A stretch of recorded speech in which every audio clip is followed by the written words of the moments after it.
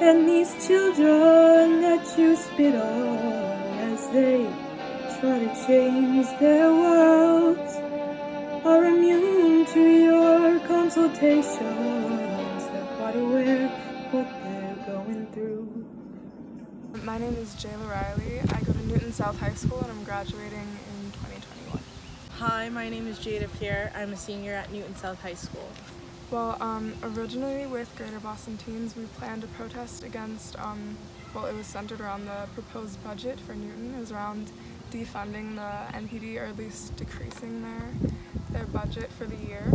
But as of right now, we are working with the Defund Newton Police Group and working on a rally sometime this month. They're doing a lot of really good work, mostly involving affordable housing and other issues like that in the upcoming election.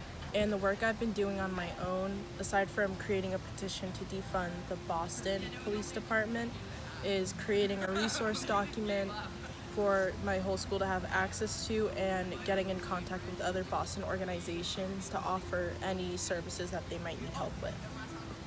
On my own, I've been helping facilitate a book club on the book Stamped. It's about the history of racism, so it's like that with little kids, and just sort of spreading awareness through social media. Well, I can't speak for everyone in Greater Boston Teens Against Systemic Racism with what they're hoping to achieve, but I know for me, I want a level of accountability to be held within the suburban cities for their complicity in racism, and I want that to be followed up with action. Personally, I want to create a safer environment for people of color, specifically Black people in majority white towns, whether that be through like Instagram pages where you can send in like anonymous stuff or things like that. Yeah, I just want to encourage people to have conversations about race and sort of make it less of a taboo sort of topic, because I think the only way we can really make change is by having those conversations. Working with other high school students is honestly incredible, and I'm grateful for the experience. I knew everyone in GBTASR before the group being formed, and they are some of the most down-to-earth people I know. Honestly speaking, it can be kind of difficult sometimes just because we don't have the most experience in all of these fields, but it's refreshing, and it feels good to know that other young people are just as motivated and passionate about like social change and issues like this. Fighting for Black Lives Matter in a majority white city is honestly kind of difficult. Racism in Newton specifically is often overlooked because of how liberal and how progressive the city is, when in reality not everybody shares the same beliefs, and shielding those beliefs is a form of complicity. And I think an example of this would be the last Black Lives Matter protest in Newton, where a guy came and interrupted it with a pro-life agenda. And of course not everyone is going to agree with Black Lives Matter and pro-choice, but by shielding the opposing beliefs is dangerous, and like acting like they don't exist is a form of complicity. It's important that these dangerous beliefs are called out and corrected for the sake of growth and learning. I post a lot about social issues in the Black Lives Matter movement, so naturally people are going to ask me questions if I'm like posting stuff about it. But yeah, I would say so. It gets a little bit tiring, but I do try to keep up, and I like doing my best to educate people.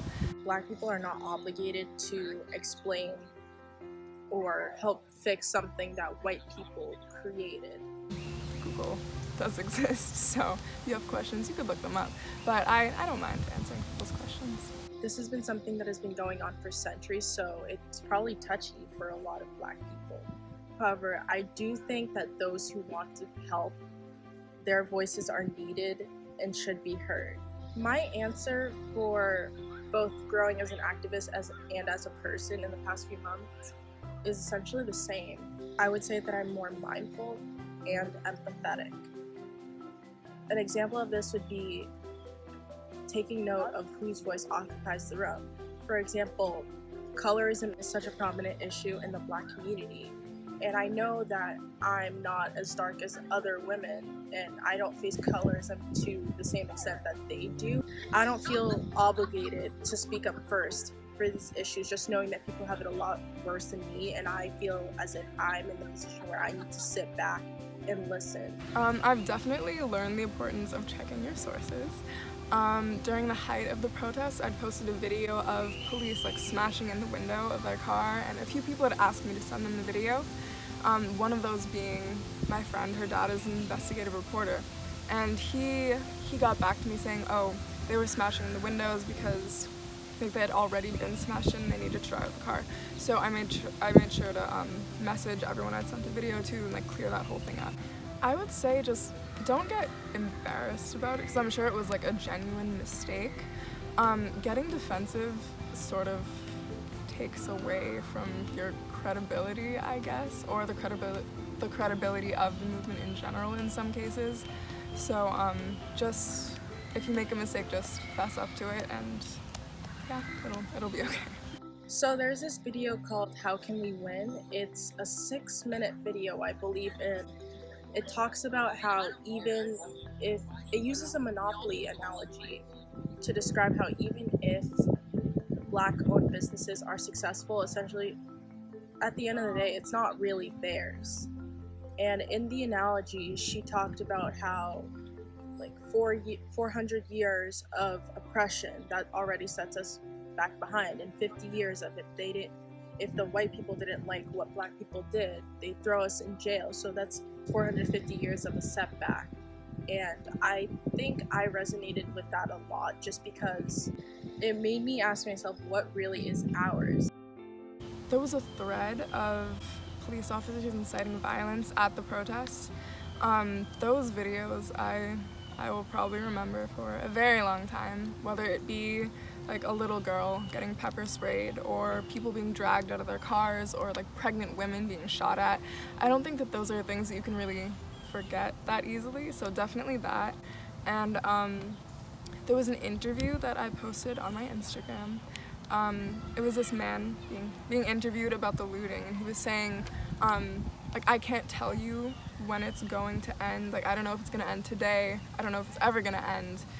This is what happens when you take a loved one away from someone, and we can't change. The movement can't change unless the authority changes. I don't remember the exact date. It was one of the ones at Boston Common.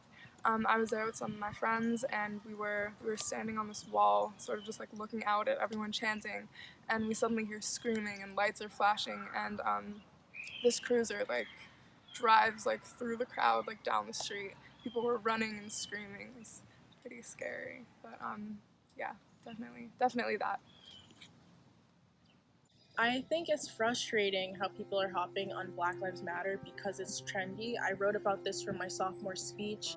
Nobody listened. There were people at South who treated the MECO students poorly and antagonized them. Nobody listened. And then when I was reposting all these things about Black Lives Matter, prior to the incidents with George Floyd, Breonna Taylor, all these people, nobody really seemed to care. I don't think there's anything wrong with posting normal things, as long as you are also posting about not only the Black Lives Matter movement, but other important movements right now or issues. Personally, I've been doing a mix of both, because the Black Lives Matter movement isn't a trend, if that makes sense, and it has been happening while people have been living their normal lives, so I don't think there's anything wrong with posting normal, as long as you are, doing a mix. I think it's a good thing that people are getting involved, but I think people should be cautious of the reason that they are getting involved. And it's kind of disheartening to see people from school repost saying that they care when they never really associated with any of the Black kids in school. They are some of the same people who say the N-word or hang out with people who do and won't fight on our behalf, our meaning Black people. So that's where I'm kind of iffy about if you're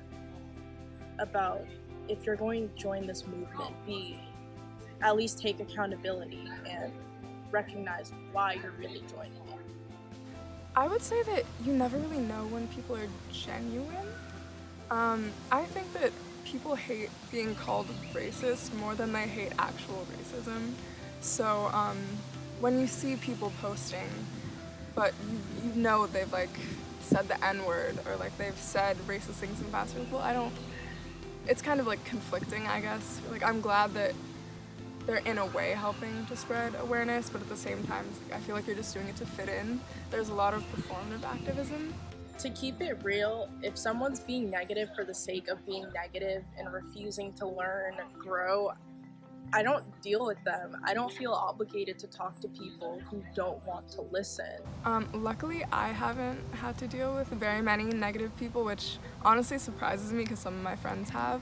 But if they're just like questioning what I'm posting, then I don't really see that as a negative thing. I'll just try to explain and we can have like, a civil conversation. But if they're like patronizing or like aggressive or like not refusing to listen, then I'll just ignore them, I guess. I was a part of a Boston Globe article that tackled on the educational aspect of this. When the article first came out, I didn't even know about it. My friend texted me at 10 p.m. and I was just in shock because nobody reached out to me that the article had just been posted. So the only time where I actively brought it up was that same night where I posted it on my Instagram story, and I think I mentioned something about how people from Newton should definitely read this because I think a lot of people here take what they have for granted and just seem ungrateful when people, specifically in Boston, have it so much worse. I'm running for re-election to student council, and my speaking out on the Black Lives Matter movement, but also like other issues, may cost me my seat, but I personally value spreading awareness for this type of thing over that seat. So I would say as long as it doesn't like put you in danger, then you shouldn't really be nervous, because if it's something that's important to you, then I would say it's worth it. Some senators were working, myself included, were working with class office to sort of plan like a webinar sort of thing about Black Lives Matter and going over terms like All Lives Matter and like ACAB and stuff like that. But the school was kind of difficult to work with in that sense. I took inspiration from our last protest with defunding the Newton Police Department, and I wanted to bring the same thing back into my community because there's always going to be someone who advocates for the suburbs, but Boston needs a voice. I had a very clear idea of where I wanted to take this petition. I reviewed the budget and came up with some alternatives for where the money could be reallocated that would eventually lower the crime rates in Boston. As far as advice for people who want to start their own petitions, I'd say have a very clear idea of what you want and have a solid foundation. Even if it takes a few days to research and gather your data, it's better to have a solid foundation because you can't expect people to rally behind you and sign the petition when you don't even know what you're talking about yourself.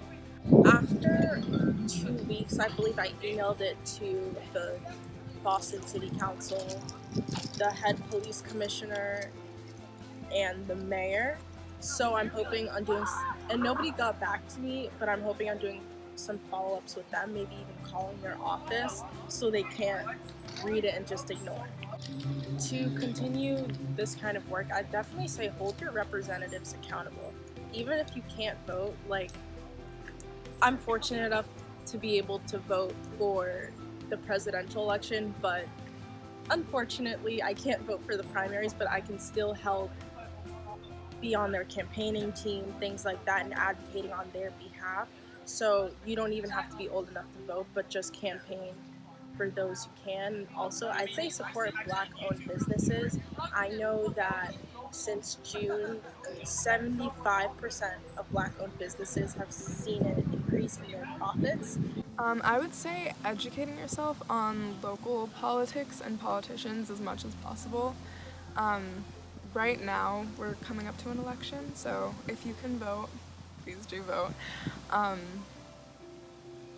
Yeah, I would say that. I would say to continue protesting if possible. There's an organization that helps with that, where they'll send you stuff and you write letters to Black neighborhoods letting them know about upcoming election dates, how to register to vote, things like that. I can get more information on that if you'd like, but yeah, those are just a few ways to keep up the momentum.